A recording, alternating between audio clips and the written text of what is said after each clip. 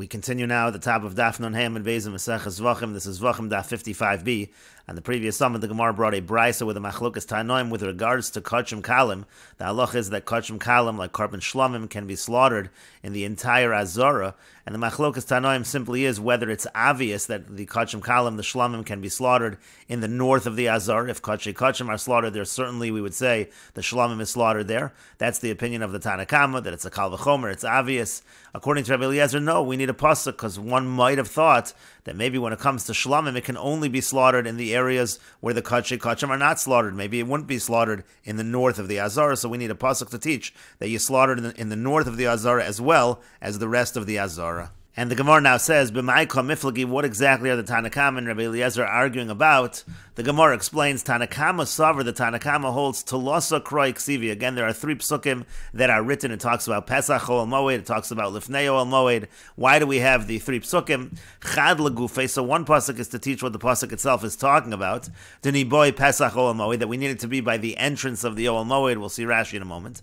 V'chad Lahachshir Tzadin, and one is to say that the sides, it doesn't have to be directly in front, but the entire azar there in front of the Ol Moed is kosher to do the slaughtering of the korban shlamim. V'chad lifsol tzidei tzadin, and one is to say to disqualify the sides of the side, and we'll see Rashi on that in a moment. V'tzafon lo itzrich kra. Now, according to the Tanakama, the idea that you're allowed to slaughter in the north of the azara, as we said in the brisa, doesn't even need a pasuk. It's obvious from a kal v'chomer. If you could slaughter in the other areas of the azara, for sure the korban shlamim can be slaughtered in the north of the azara. Rabbi Eliezer savar. Now, Rabbi Eliezer, he holds chad lagufe. Again, one pasuk is to teach what the pasuk itself is talking about. Deni boy pesach ol moed, that it needs to be at the entrance of the ol moed. V'chad lahachshir tzafon, and then you do need one pasuk to say that the north is okay for, again, slaughtering the korban shlamim. V'chad lahachshir tzadadin, and one is to say that the sides of the azara, that's okay. V'tzidei tzadadin lo itzrich kran, the fact that tzidei tzadadin, the sides of the sides, are disqualified, that doesn't even need a pasuk. And Rashi explains, "B'ma'ikam iflagi ma'ikam marbi Tanakama b'chad mehanach kroi d'maisi tzafon mikal v'chomer." The question over here is that the Tanakama understands tzafon from a kal v'chomer. It's obvious. So what does the Tanakama do with that extra pasuk? The Asar Rabbi Eliezer l'meimar lo tir b'yaminei d'kra l'tzafon itzrich. And Rabbi Eliezer is coming and saying, no, you can't use the pasuk for that because we need the pasuk for tzafon. And the Gemara said again, one pasuk is legufe d'niboy pesach ol moed, to teach what the pasuk itself is talking about, that it needs to be at the pesach ol moed. Kedamrinan l'kamon, this we're going to say later on. Shemein sham pesach kagon kodem sheyiftechu hadalasos. If there's no opening, let's say for example before they open the doors of the heichal, v'kodem sheyamidu halaviyim es hamishkan, and before the levim they stand up the mishkan, ula'achar shapirkuhu, or let's say after they take it down. In all of those scenarios, lo hayashochet, he's not able to slaughter. It has to be pesach ol moed. V'chad lahachshir tzadadin, and then one is to say that the sides, meaning kol rochav ha'azara, meaning the entire width of the azara, is kosher for slaughtering the shlamim delotema keneged ha'pesach davka. Don't think it's only directly opposite the entrance, the door. Lahachi hadar kasav lifnei. That's why it says lifnei v'lo ksiv pesach and doesn't say pesach. V'chol ha'aver b'chlal lifnei delo ksiv keneged. All of that airspace, all that area is considered included in lifnei.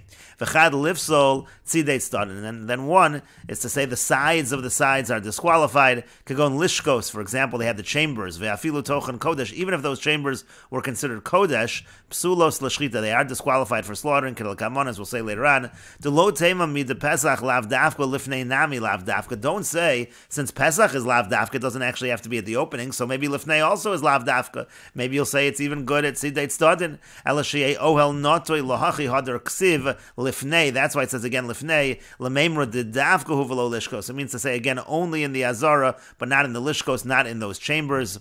Tzafon lo itzrich kra. Then the Gemara said north doesn't need a pasuk to mikal v'chomer kaasi. Again, that's according to the Tanakama. It's learned from a kal v'chomer. Rabbi Eliezer says v'chad lahachshir tzafon. He says that one of them is needed, one of the psukim is needed to say that north is okay. The kal v'chomer miyute mimit le'idach gisa. This was on the previous summit. The kal v'chomer would have actually excluded it. You make the kal v'chomer in the opposite direction. The kal v'chomer de rabbanon lo darish. He doesn't hold of the kal v'chomer of the rabbanon on the previous summit. The ikol memar lahai kavat safun lahai shar ruchos. You could say for this kind of carbon it's the north, and for the other one it's the others.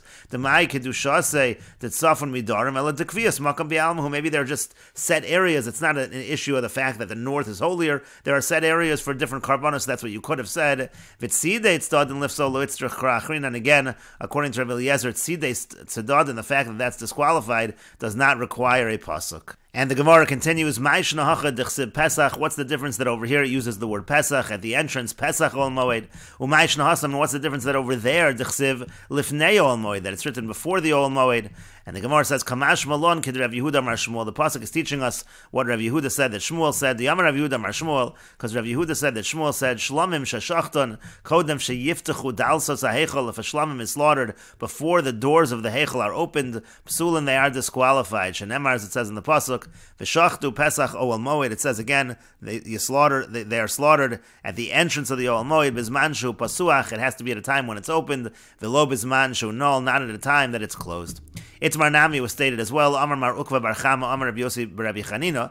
Mar Ukva Bar Chama says that Rabbi Yossi Rabbi Chanina says Shlomim shashchotan kodem sheyivtechu da'alsos hahechol. Shlomim that are slaughtered before the doors of the hechol are open. Psulan, they are disqualified. Shenemar, as it says in the pasuk, v'shachtu pesach ol moed. They're slaughtered at the entrance of the ol moed. Bizman shepesach hahechol pasuach. That's when the entrance of the hechol is open. V'lo bizman shehu nol, not at a time that it is closed.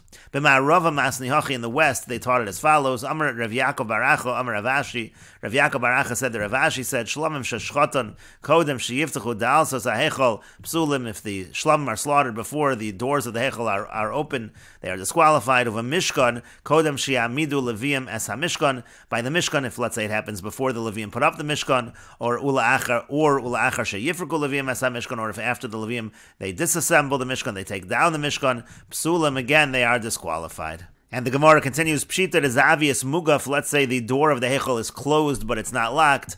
But that's kinol dummy, that would be considered like it's locked, and therefore you wouldn't slaughter the shlamim in the azara at that time. The Gemara continues, Vilon mai, what if there's a curtain over there? Is that considered like it's locked? Amr Rabbi Zeir says, Huatzmoi nasa ela kepesach pasuach. That really is just like an open door. It's just made for tznius, for privacy, and that would be considered opened. The Gemara continues, Govamai, what if the doorway is blocked by something that's tall? Would that be considered like it's locked, like it's closed?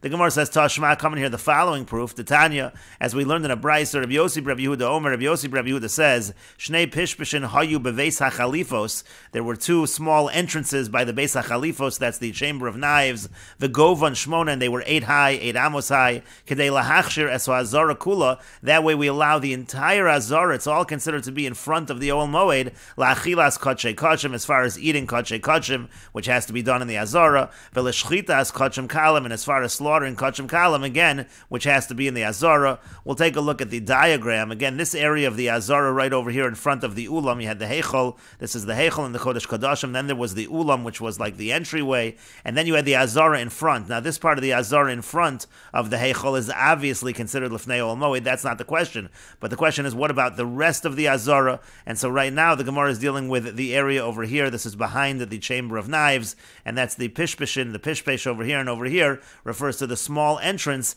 and therefore since there was a small entrance from the ulam also, and the Gemara right now is considering the ulam also to be like the heichol, that's also considered lifnei ol moed, and therefore this entire area, these two areas here, that's in the north and in the south, are going to be kosher for the slaughtering of kachim kalim, for the eating of kachei kachim. That's what the Gemara is saying over here in terms of the beis hachalifos. And the question over here is, what was 8 amos high? And so the Gemara initially says, my lav, is it not? The ika kamayu shmona, that there was something in front of them, something tall that was blocking it, that was 8 amos high, and that shows that the tall item in front that's blocking is not considered to be something that is like locking the entryway, locking or closing that door. Isn't that what the Brisa means? The Gemara says, lo, no. The gavo ninu shmona, that they themselves were 8 amos high, meaning those entryways, the pishpishin, which were again by the beis hachalifos, by the chamber of knives, they themselves were 8 amos high, and that was considered enough of an entrance, again, to allow it to be considered the part of the azara where you can slaughter kachim kalim,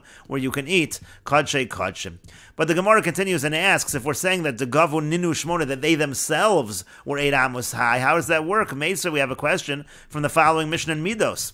It says, Kol ha'sha'arim shahayu sham, all of the gates that were there in the Beis HaMikdash, govan esrim amma, they were 20 amos high, v'rochvan esar amma, and then they were 10 amos wide, outside, and so it would seem to be that it couldn't be that the entrances over there, these pishbishin, were just 8 amos. Shouldn't they have to be 20 amos? The Gemara says, no, pishbishin shani, it's different by those small entrances. They did not have to follow the same measurements as the rest of the gates. But the Gemara continues and asks, but what about along the sides? What the Gemara means to ask over here is if the entrances were over here and over here, so we understand that this area and right along the south, so to speak, and this area along the north, but really, again, facing towards the west of these entrances, we understand that that's considered to be in front of the Pesach Ol Moed, and that you're allowed to slaughter the Kachim Kalim, you're allowed to eat the Kachim Kachim. But what about the sides right over here and over here, meaning directly by the Ulam, directly south of the Ulam, directly north of the Ulam? That's what the Gemara is asking. How is that considered?